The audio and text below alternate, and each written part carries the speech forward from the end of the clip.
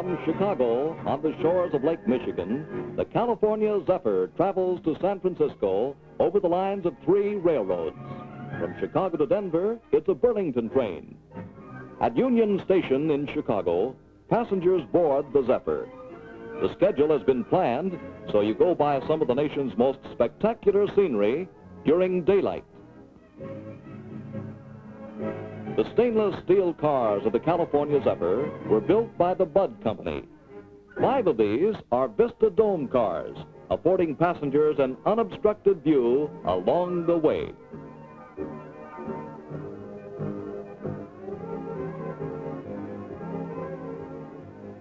The scenery at first is gentle. You see the cornfields of Illinois. Soon, you reach the broad Mississippi River, which the Zephyr crosses on a half-mile-long bridge as it approaches Burlington, Iowa. Meals are served in a 48-passenger diner that is equipped with an air curtain, eliminating cooking odors.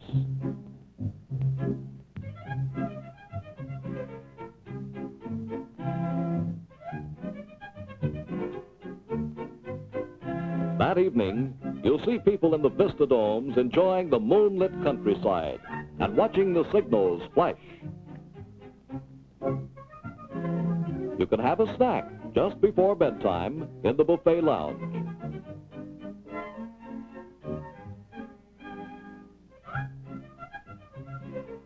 That night, you sleep on a foam rubber mattress at 90 miles an hour. The train has private bedrooms like this one, semi-private sections, roomettes, and 3 reclining Vista Dome chair coaches.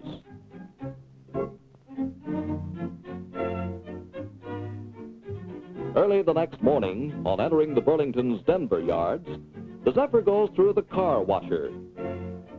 Vista Domes are scrubbed, for the most spectacular length of railroad in the United States is ahead. A Burlington diesel switcher pulls the train backward into Union Station, Denver. At Denver, the Denver and Rio Grande Western takes over from the Burlington, and a Rio Grande diesel-electric locomotive replaces the Burlington locomotive that hauled the train from Chicago. Here, the California Zephyr enters Rio Grande tracks.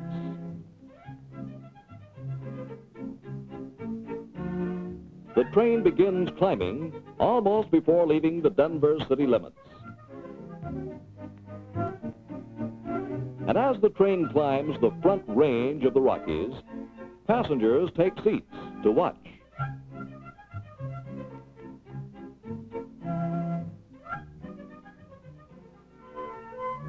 From Denver, itself 1 mile high, the train moves up through short tunnels.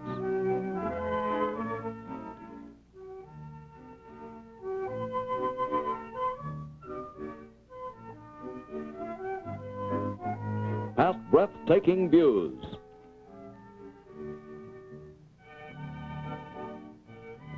Up to 6,000 feet.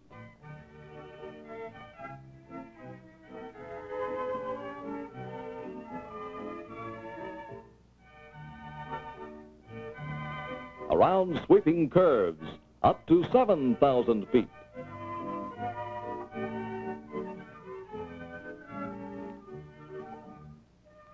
Climbing, climbing, climbing up the Colorado Rockies.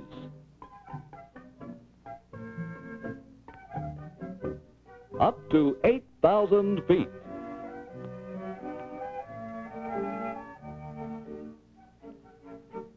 Up to 9,239 feet above sea level, and the Moffat Tunnel, over 6 miles long, through the Continental Divide.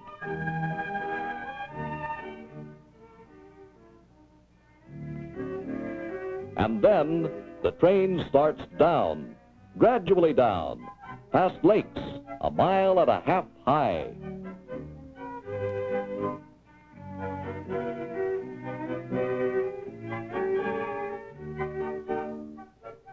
Down into the wild, narrow, deep gash that is known as Gore Canyon.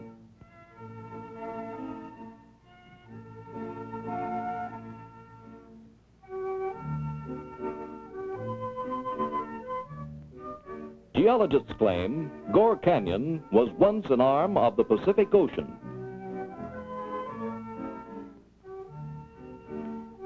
In Glenwood Canyon of the Colorado River, the east and westbound California Zephyrs meet and pass.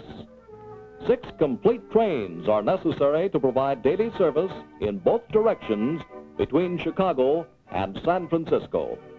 Of some 70 cars making up these 6 trains, ownership is divided by the 3 railroads, substantially proportionate to their mileage.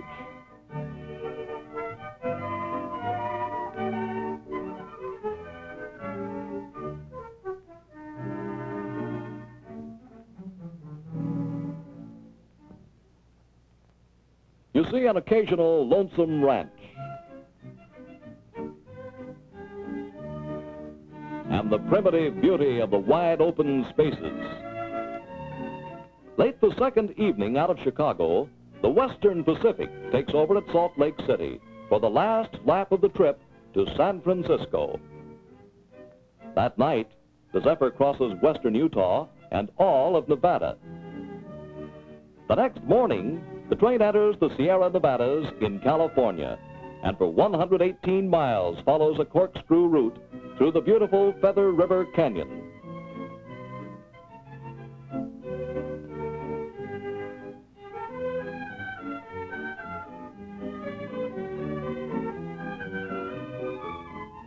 At Williams Loop, the California Zephyr crosses a viaduct through which it will pass but a moment later. One of the engineering features that gives the Western Pacific its 1% maximum grade through the Sierras.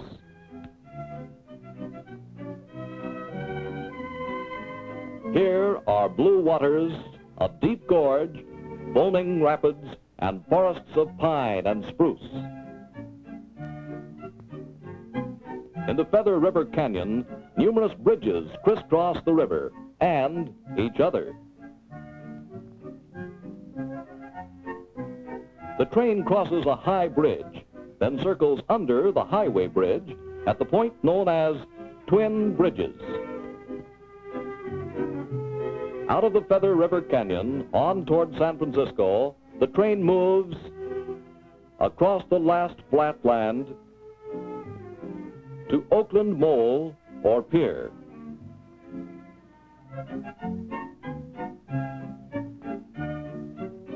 From Oakland, over 2,500 miles from Chicago, passengers leave the California Zephyr to cross by ferry one of the largest landlocked harbors in the world, San Francisco Bay. The Bay's islands, its hills, its bridges, its entrance to the sea, the Golden Gate, and the skyline of San Francisco itself. All these mean that the magnificent scenery along the Zephyr's route does not end until the trip itself is over.